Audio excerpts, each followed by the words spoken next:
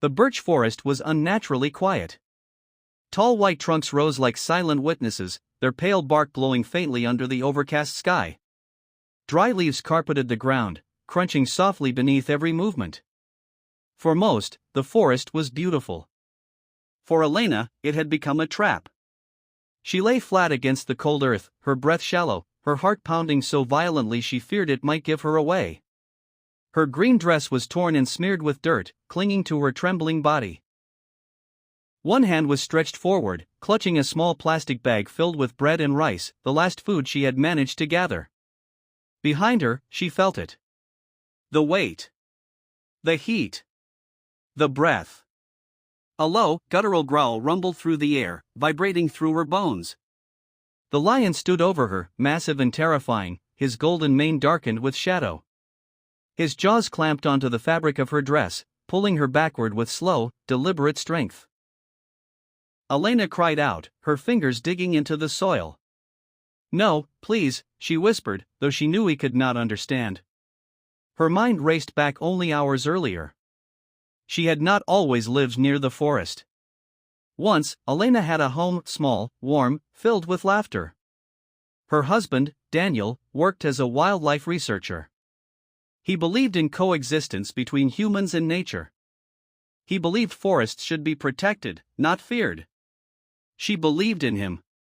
Until the accident. A research trip went wrong. A storm. A fall. One phone call that shattered her life into pieces she could never fully collect again.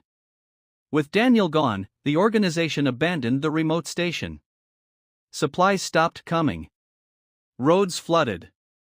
The nearest village was days away. Hunger arrived quietly. At first, Elena rationed everything. Then the cupboards emptied.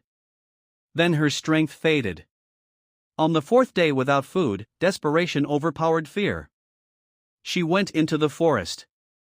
Daniel had warned her never to wander alone. "This land belongs to them," he used to say. "We are guests." Still, hunger make its own rules. She gathered what she could, berries, roots, discarded supplies from old camps. When she found a bag of bread left behind by loggers, relief flooded her chest. She clutched it like treasure and turned back. That was when the forest went silent. No birds. No wind. And then, footsteps. Heavy. Measured. She ran. Branches clawed at her dress, her lungs burned, panic blurred her vision. She slipped, crashed to the ground, and before she could rise, the shadow fell over her. The lion. Now, lying helpless beneath him, Elena's body shook uncontrollably. The lion tugged again, ripping fabric. She screamed, the sound tearing from her throat. But then, the lion stopped. His growl faded into a low, curious rumble. His grip loosened. Instead of attacking, he circled her slowly, his tail swaying. His eyes, deep amber, intelligent, unsettling, never left her face. Elena froze. She remembered Daniel's words. Predators don't always attack out of hunger.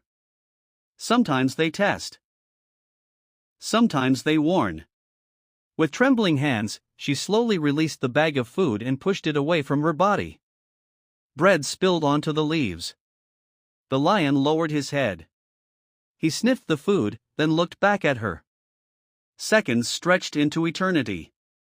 Elena closed her eyes, whispering Daniel's name, waiting for pain. But it never came. Instead, she heard footsteps retreating. When she opened her eyes, the lion stood a few meters away, watching her one last time.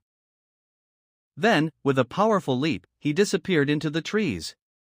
The forest breathed again. Elena lay there for a long time, sobbing, laughing, shaking all at once. She was alive. Barely. She crawled to her knees, then her feet, ignoring the pain in her torn skin. She gathered what remained of the food and stumbled toward the research station. That night, sitting alone by a dying fire, she understood something Daniel had always known.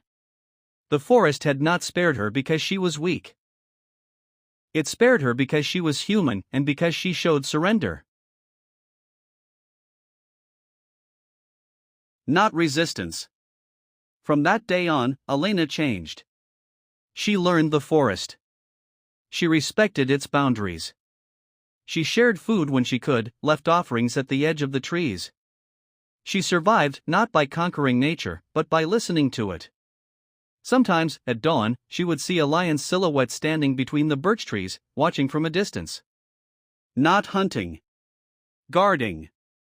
And Elena would whisper a quiet thank you to the forest, to the lion, and to the love that had taught her how to survive.